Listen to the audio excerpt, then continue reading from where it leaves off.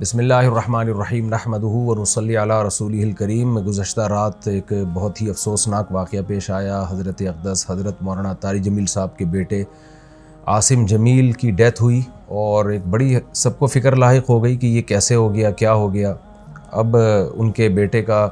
مولانا یوسف جمیل صاحب کا بیان سامنے آیا ہے کہ اس نے خود کو گولی مار کے ہلاک کیا، اور ڈپریشن کا وہ پیشنٹ تھا۔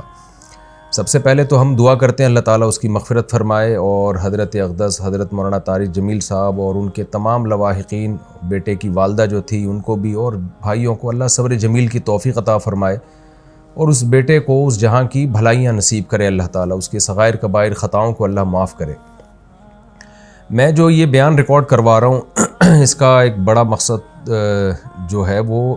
ان لوگوں کو جواب دینا ہے جو اس عمل کو خودکشی قرار دے رہے ہیں، کیونکہ میں نے بھی کچھ کمنٹس پڑھے ہیں، کچھ لوگوں کے نیگیٹو کمنٹس ہیں۔ آپ کو پتہ ہے کہ دیندار طبقے کی طرف سے کچھ لوگ ایسے مخالف لوگ ہیں علماء کے، دینداروں کے، کہ ان کو موقع چاہیے ہوتا ہے پروپیگنڈا کرنے کا۔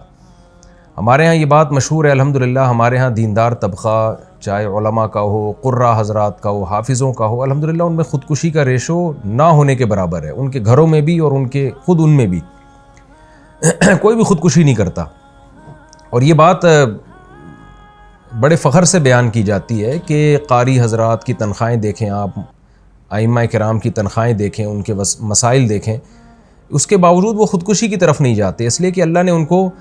صبر دیا ہے۔ اور یعقوب علیہ السلام کو ہم دیکھ لیں نا کہ ساری زندگی بیٹے کے غم میں روتے رہے، مگر خودکشی کی طرف نہیں گئے۔ تو یہاں بہت سے لوگ یہ سوال اٹھا رہے ہیں کہ اتنا دیندار گھرانہ اور بیٹے نے خودکشی کر لی۔ اس کا جواب مولانا یوسف جمیل صاحب کی طرف سے الحمدللہ آ چکا ہے کہ وہ بھائی ڈپریشن کا پیشنٹ تھا، وہ اس کو الیکٹرک کے جھٹکے دیے جاتے تھے، میڈیسن کھاتا تھا وہ، اور ڈاکٹروں نے یہ بھی ہدایات کی ہوئی تھی کہ اس کے پاس کوئی نہ کوئی رہنا چاہیے، کچھ بھی کر سکتا ہے۔ تو یہ جواب میں سمجھتا ہوں کافی ہے ان لوگوں کا منہ بند کرنے کے لیے جو اس عمل کو خودکشی قرار دے رہے ہیں۔ لیکن آپ کو پتہ ہے جو فتنہ پرست لوگ ہوتے ہیں ان کو باتیں کرنی ہے۔ بعض لوگ یہ بھی تبصرہ کر رہے ہیں کہ ہر خودکشی ڈپریشن میں ہی ہوتی ہے، ٹینشن میں ہی ہوتی ہے، خوشی میں تو کوئی بھی خودکشی نہیں کرتا۔ تو دیکھیں یہ ٹاپک ڈاکٹروں کا ہے،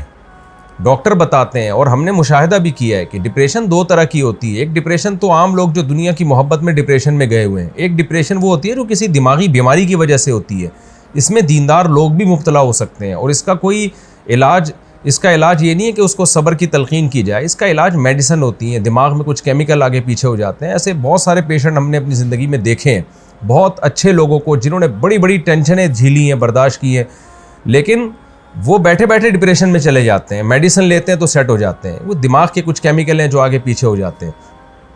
یہی وجہ ہے، اور یہ نئی بیماری نہیں ہے، صدیوں پرانی بیماری ہے۔ یہی وجہ ہے کہ علماء کرام نے یہ مسئلہ طلاق کے مسائل میں بیان کیا، اور قتل قصاص وغیرہ کے مسائل میں بیان کیا کہ انسان پر کچھ کیفیات ایسی آ جاتی ہیں کہ جس میں وہ اپنے قول و عمل کا ذمہ دار نہیں ہوتا، اور اس کے قول و عمل پہ اس کو نہ گناہ ملتا ہے، نہ اس کو دنیا میں سزا ملے گی، نہ آخرت میں سزا ملے گی۔ یہ وہ جب ہے جب انسان کی دماغی صلاحیت کام کرنا چھوڑ دے۔ طلاق آپ کو معلوم ہے کتنا حساس معاملہ ہے، شدید غصہ میں بھی اگر انسان ہو تو طلاق واقع ہو جاتی ہے۔ ثلاث جدہن جد وہزلہن جد، اس حدیث کی روشنی میں۔ لیکن علماء نے بیان کیا کہ اگر کوئی ڈپریشن کا پیشنٹ ہے اور اس کے پاس قرائن ہے اور وہ اس کا دماغ صحیح کام نہیں کر رہا، ایسی صورت میں وہ بیوی کو 100 طلاقیں بھی دے دے گا تو نہیں ہوں گی، اس لیے کہ اس کا دماغ ہی کام نہیں کر رہا ہے ایسے موقع پہ۔ تو جب طلاق جیسے مسئلے میں ہم علماء کرام آج سے صدیوں پہلے ایک اسٹریس اور ڈپریشن کا مریض جس کا دماغ کام کرنا چھوڑ دے، اس کے اس عمل کو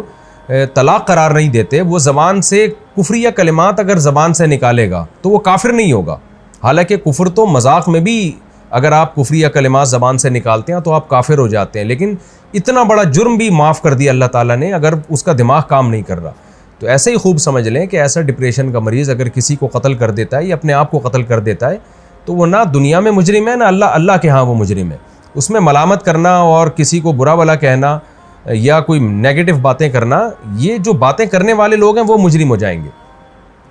تو ایک ڈپریشن وہ ہوتی ہے جو دنیا سے دنیا کی محبت کی وجہ سے، دنیا کی چھوٹی چھوٹی باتوں کو آپ بہت زیادہ بڑھا لیتے ہیں، ایک اس کی وجہ سے ہوتی ہے، یہ ناپسندیدہ ہے، کیونکہ نیک لوگ ہمیشہ صبر کرتے ہیں۔ لیکن ایک ڈپریشن وہ ہے جو آپ کو کسی دماغی بیماری کی وجہ سے،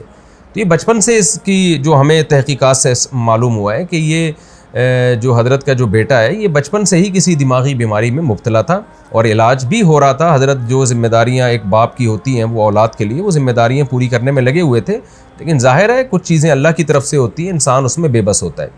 تو ہم سب اس غم میں حضرت کے ساتھ برابر کے شریک ہیں اور ہم سب دل سے دعا کرتے ہیں اللہ تعالی حضرت کے اس بیٹے کو اس جہاں کی بھلائیاں نصیب کرے اور اس جہاں کی خوشیاں نصیب کرے, اور جو بھی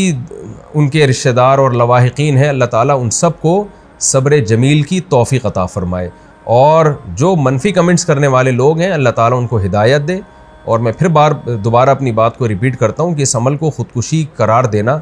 یہ کسی بھی طرح سے یہ بات درست نہیں ہے, اور یہ ایک الزام ہے, اور اس الزام کا جواب آپ کو قیامت کے دن دینا پڑے گا. اللہ تعالیٰ مرحوم کی مغفرت فرمائے اور لواحقین کو اللہ صبر جمیل کی توفیق عطا فرمائے, اور مرحوم کو جنت میں اللہ تعالیٰ اعلیٰ درجات عطا فرمائے. وما علینا الا البلاغ.